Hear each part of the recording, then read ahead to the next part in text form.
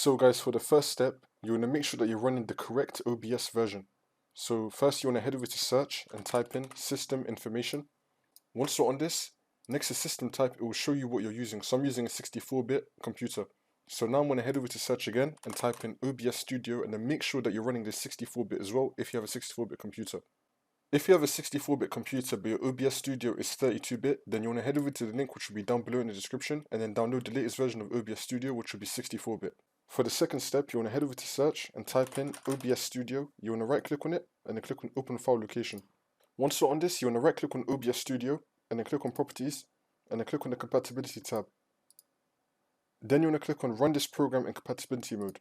Tick this. You also want to tick Run this program as an administrator and then click on OK. For the third step, once you're on OBS Studio, you want to click on Help and then click on Check for Updates. If you have any updates, then you want to update it to the latest version. So let's say that I have my game running. I'm going to click on the plus right here, and then I'm going to click on Game Capture. Then I'm going to click on OK. Then I'm going to change the mode to capture a specific window. Then you can select your game right here, and then click on OK. You could also try to click on the plus again, and then instead click on Display Capture, and then click on OK. And then just select your monitor that you want the screen to be captured on, and then click on OK again.